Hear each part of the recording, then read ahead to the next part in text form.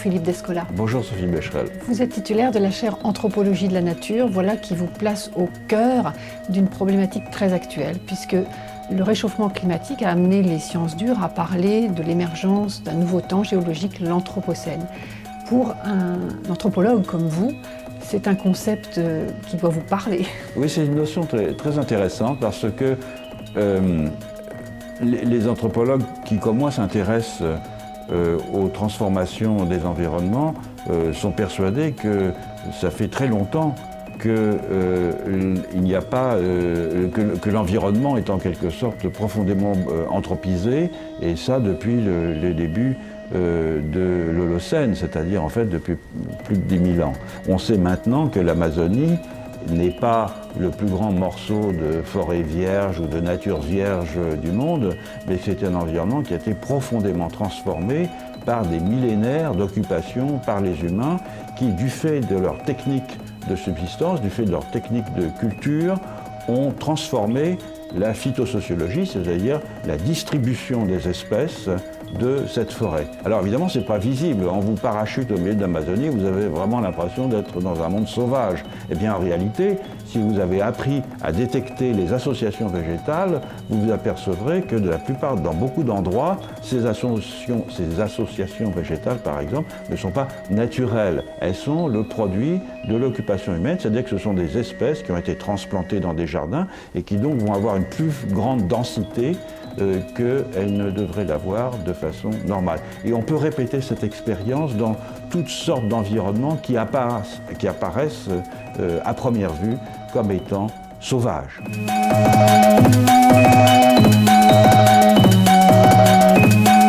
Les grands enjeux qui vont toucher nos sociétés au XXIe siècle vont être véritablement déterminés par le prisme du changement climatique. Et l'enjeu de l'Atlas, c'était de rassembler dans un même livre l'ensemble des données de cette sorte de crise ou de transformation profonde pour qu'on ait véritablement, en quelque sorte, les clés en main pour comprendre ce qui se joue. Et quand on a les clés en main, on a aussi les clés de la porte de sortie. L'Anthropocène, c'est un terme qui peut paraître un peu bizarre, un peu difficile, mais en réalité, c'est plus simple que ça n'en a l'air. L'histoire de la Terre est divisée en grandes périodes géologiques.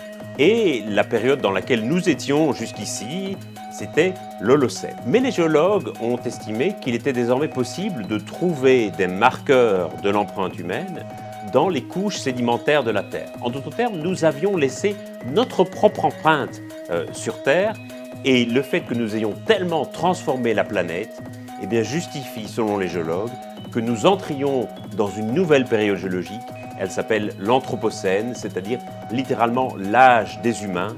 Et ce qui la définit, c'est que nous, hommes et femmes qui habitons la Terre, avons désormais transformé la Terre au point que nous sommes les premiers facteurs de transformation de la planète sur laquelle nous habitons. Et aujourd'hui, on se rend compte que nous avons tellement dominé l'environnement que la situation se retourne d'une certaine manière et que quelque part, cet atlas dans l'Anthropocène, c'est un peu une sorte de terre que nous portons sur nos épaules et qui risque finalement de nous écraser si on veut encore se lancer dans l'aventure de vouloir la dominer et la domestiquer. Aujourd'hui, chaque année, on investit 6% du PIB mondial, donc 6% de la richesse produite chaque année dans le monde, est réinvestie dans les énergies fossiles. Et donc, sur ce levier du financement, il y a un enjeu essentiel dont, à mon avis, on ne parle pas suffisamment. Un deuxième exemple de données qui est relativement méconnu, c'est sur la pollution plastique dans les océans. Et évidemment, celle qu'on voit, qui flotte à la surface des océans, ce qu'on ne voit pas, c'est le plastique qui est au fond de l'océan, et notamment le microplastique.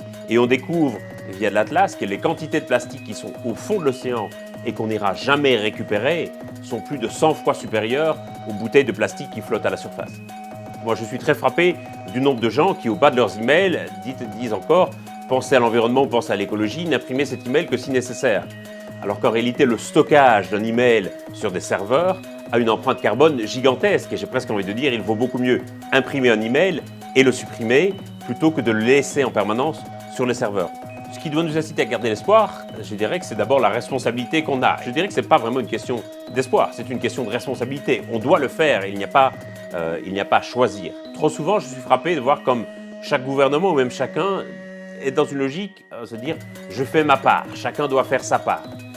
Même si chacun fait sa part aujourd'hui, ça ne sera pas suffisant.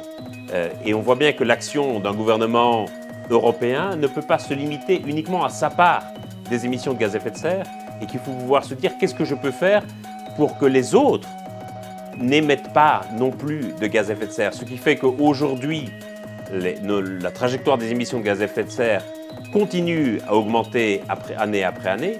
C'est malheureusement le fait que les pays émergents augmentent très substantiellement leurs émissions de gaz à effet de serre et que les pays industrialisés n'en font pas suffisamment. Mais donc aujourd'hui, quand on est un pays industrialisé, il faut se dire comment est-ce que je peux travailler avec les émergents et demain avec les pays en développement pour qu'on aille vers des modèles de développement décarbonés. Faire sa part, ce n'est pas suffisant. Il faut penser au-delà de ses propres frontières. Il y en a beaucoup en réalité, je dirais, de raisons spécifiques. Quand on voit la manière dont le sujet est traité dans les médias aujourd'hui par rapport à la manière dont il était traité il y a encore 4 ou 5 ans, quand on voit certaines banques ou certaines compagnies d'assurance qui refusent d'assurer certains projets liés aux énergies fossiles, c'est quand même quelque chose de relativement nouveau. Quand on voit la décision du gouvernement wallon récemment d'arrêter la construction de tout nouvel axe routier et autoroutier, c'est quelque chose qui ressemblait encore inimaginable il y a 5 ou 10 ans. Et donc on voit quand même une série de choses qui vont dans le bon sens. Et donc moi je pense qu'il ne faut pas arriver dans une logique de désespoir, qu'il faut au contraire pouvoir construire à partir de ces petites victoires et montrer précisément que ça marche et que nous y avons tous intérêt.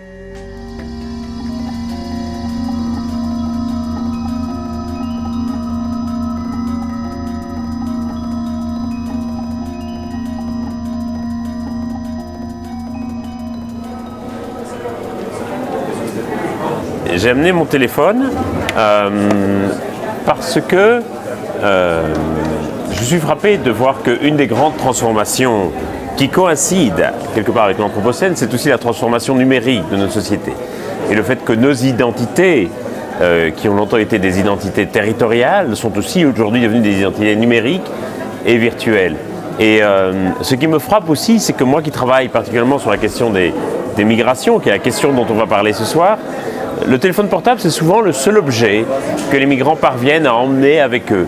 Et souvent, il y a beaucoup de migrants qui n'ont plus de papier, qui n'ont plus d'identité sur papier, mais qui ont emmené leur téléphone avec eux parce que le téléphone, c'est ça qui les relie aux autres et c'est cela, au fond, qui contient leur identité. Et donc, je trouve que le téléphone est un objet assez symbolique, effectivement, de l'Anthropocène et aussi de nos vies qui sont désormais en mouvement. Ce qui est frappant pour moi dans le téléphone, c'est la portabilité de la chose. Avant, quand les enfants naissaient dans les trains en France, on arrêtait les trains pour que les enfants aient un lieu de naissance précis. Aujourd'hui, quand un enfant naît dans un TGV, bien entendu, c'est impossible d'arrêter le TGV. Donc les parents doivent choisir entre la gare de départ et la gare d'arrivée comme lieu de naissance. Mais ça traduit cette idée de mouvement permanent. Et effectivement, l'Anthropocène, c'est aussi, quelque part, une période de mouvement permanent avec des pressions à la migration qui sont de plus en plus fortes, des inégalités qui se creusent. Et la grande question qui est posée, c'est de savoir si nous allons parvenir à reconnaître le caractère structurel de ces migrations, parce qu'au fond, tant les migrations que les transformations environnementales posent la même question, et cette question, c'est la question de notre rapport à l'autre. Est-ce que nous considérons l'autre comme un étranger ou l'autre comme une partie de nous-mêmes ?